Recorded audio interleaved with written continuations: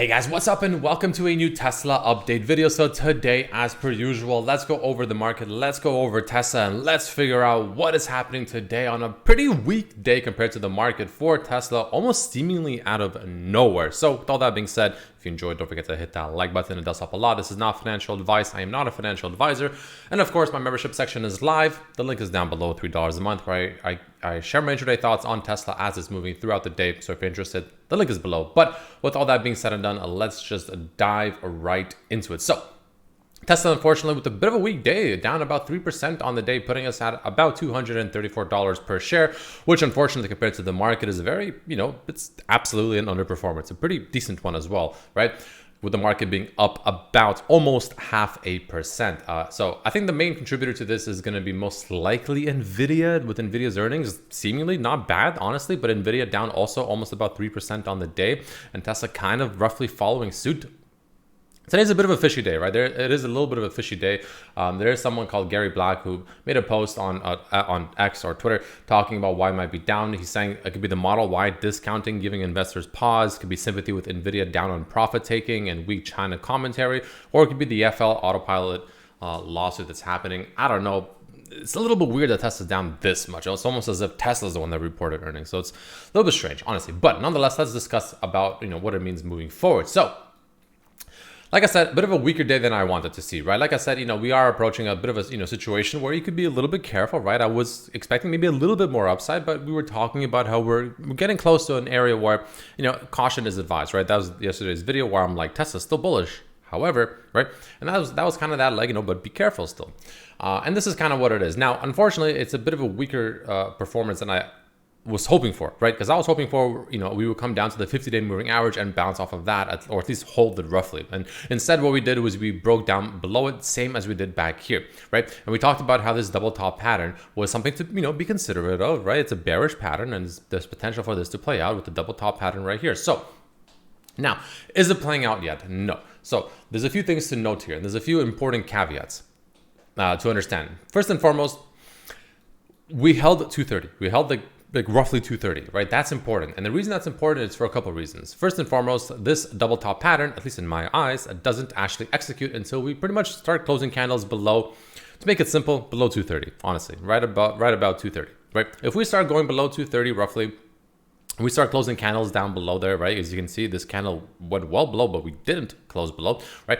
The point is the fact that that's kind of where that's the area that you would need to close candles below to start executing this bearish double top pattern, right? And until we do, it's not technically being executed, right? It can still technically falter, and the bulls can still get control and just rally back above, right? That is still a very real possibility, and that's so far what the bulls are trying to do. We're not closing below it. We're also arguably making a hidden bullish divergence. I'm not a huge fan of these hidden divergences personally, but they are a thing. So in this case, right, we have arguably a hidden bullish divergence, a very mediocre one, not a strong hidden bullish divergence, but nonetheless, where essentially, as in this case, the RSI is making lower lows, the stock itself is, arguably making higher lows-ish, or at the very least, making the same lows as before, right? That's what makes it, in my opinion, a very kind of so-so hidden bullish divergence, because we're kind of making the same lows as we did here, but the RSI is making lower lows. So that's arguably a hidden bullish divergence. I'm not a huge fan of them personally, but it is technically something to consider. But the main thing to look out for is, again, a break and a close, especially below about 230, with the candles closing below there on the 65-minute chart. And that, I think, will play out this overall double top pattern, which if it does play out this double top pattern, it should take us somewhere back to the lower 200s, which I think, in my opinion, it'll probably bring us back down to about 215, maybe 220, something like that. It should bring us back down to somewhere around those levels, maybe even to retest this overall breakout that we had on this blue line right here, where we had this kind of situation. We kept getting rejected, finally broke out. Maybe come back to retest that. That's a possibility, right? Which, if we extend it right here like this, you can see, right, there's a possibility that this, if it plays out, will bring us back down to retest this blue line right here. Absolutely real possibility, but we will see the lower 200s once again if this pattern does play out. On top of that, to make it more important for this 230 level, we have the 21 EMA, right? The 21 EMA is sitting at pretty much right almost at 230. It's at 229.3 right now, which of course it'll still continue coming up to us. So by the time it's there, it'll be pretty much sitting at 230. So if we break below the 230, that pattern potentially starts executing. We're breaking below the 21 EMA, which isn't great. We still have a few more supports below us, right? We have, like I said, the 225-ish area, and of course the 200-day moving average sitting at about 223. So if we do break below, I'd want to see at least bounce off of one of these, and ideally on the same day, if not the day after at the latest, in my opinion, climb back above. So essentially I want to see a pretty relatively quick bounce and a pretty strong bounce from one of those levels to get back above 230 sooner than later is what I'd want to see, if that, of course, if we get to that specific situation. So take that for what it's worth as well. I don't think it's impossible, and I definitely think that is something that might happen, maybe Friday, but probably or sometime next week. It is technically a possibility, but that's kind of the main thing I'm looking at. However, as long as we're above 230, and if we're not showing weaknesses below 230, I'm bullish. I'm still bullish. I know this is honestly a bit of a disappointing day, honestly, but as long as we're above 230, I'm still feeling bullish. I am still feeling good. I'm still feeling, ideal. And if we break below, then, again, I think we'll have a bit of a bleed down towards about, the lower 200s, maybe like 220, 215, maybe even 210.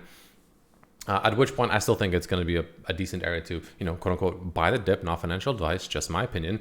And I still think that, things are potentially going to be looking pretty decent, because again, if we look at overall frame, right, we're still in this beautiful looking bull flag right after massive rally. We're still in a bull flag.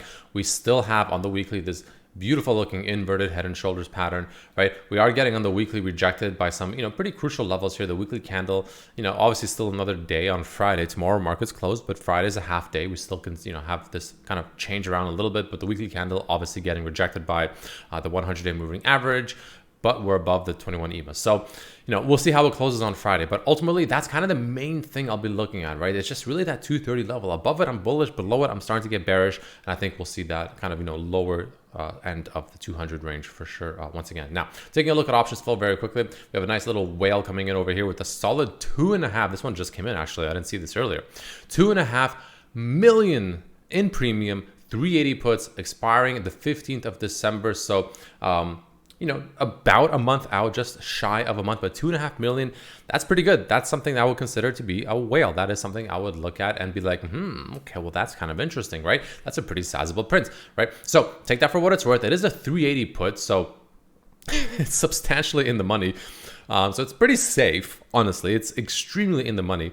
But nonetheless, it is something to consider, the fact that it is something that, it's there, and it's a sizable print, and it's not that long dated. So they ended up just going extremely in the money instead of buying extra time. So interesting play there. We'll see how that actually plays out. So they're obviously bearish there, but we'll see what actually comes to fruition from that. But that's the main thing I'm looking at right now, right? That's the main thing I'm looking at, right? Again, just a 230 level. Just pay attention to this level. Very important to see what happens with it on Friday and early next week. Again, above it, I'm bullish. And if we're continuing above it, and if we're not closing below it, I personally still believe that, coming up to the high 240s to the low 250s, potentially even up into the Cybertruck, event, like a run up into it, is still possible. Maybe even post as well, right?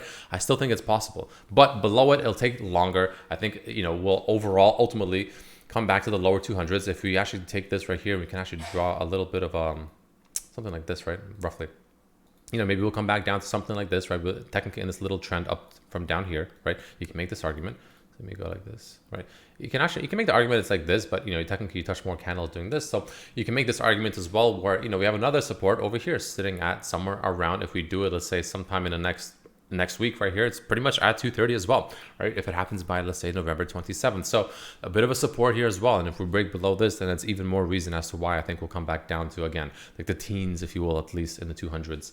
And that, most likely will happen. So that's kind of the main thing I'm looking at, right? Again, the most important thing as of right now, 320 or 230. As long as 230 holds, I think we can still make our way back up to the 240s and maybe even peek our head into the 250s, at which point we'll kind of refocus, rediscuss what it means getting there and what it can mean moving forward. And again, below 230, I think we potentially start getting a little bit, scary for the bulls. And I think we might move our way back down a little bit more. On the regardless though, the RSI and the daily still looks pretty good to me. Nothing too concerning. The MACD is obviously softening up, but it's still not too shabby, right?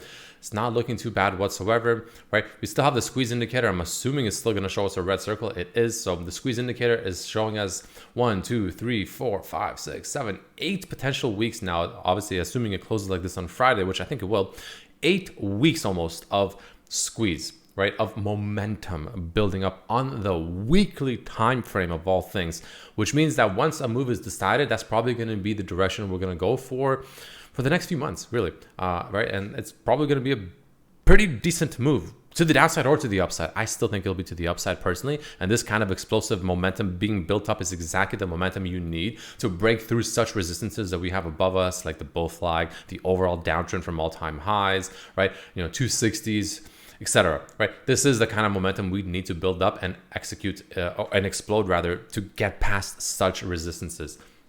That's what's needed. It really is. So we'll see if that ends up playing out for the bulls, or if the bears take control and we just collapse back down and potentially come back to the mid 100s. Technically not impossible as well if this momentum ends up playing out to the downside. So we'll see, guys. We'll see. But that is something to really pay attention to and see when it actually finally decides to, I guess, explode all that, release all that pressure being built up. So yeah, on the daily, one more thing we'll take a look at is, of course, the volume profile. As you can see, right, we constantly got rejected over and over and over by this increase in volume profile over here. Once we entered the kind of mid to high 240s, right, we just couldn't really find a way into it, which is why it's going to take a lot of pressure to, just blast through this area, really. It's not something that's easy, right? There's a lot of resistance up this area, as we talked about, right? The 250s, 255s, the 100-day moving average, the bull flag. This blue line over here was where's that massive channel. Then just not too far above that, in 265, roughly, we have the downward channel from all-time highs. So there's a lot of resistance above us. I think it's possible, but I think we're going to need a very sizable push, and honestly, some kind of catalyst that really pushes us above that. But I think it's possible, and I'm still hopeful. Even if we get this one more move to the downside, so let's say 215 roughly, I still think that will be honestly potentially a good opportunity. And unless something drastic changes, which I'll tell you if I see that, I'm still overall bullish. I mean, short term will be a little bit bearish, but past that I think it'll still be a bullish move regardless. But all in all, that's what I'm seeing. That's kind of what I am expecting. So with all that being said and done, thank you so much for watching. Happy Thanksgiving to all my American viewers. And of course, there will be no video tomorrow because the market is of course closed, but I'll see you Friday for the shorter video or shorter market. And of course, the video will come out sooner. So until then, thank you so much for watching. And as usual, I will see you on Friday. Peace.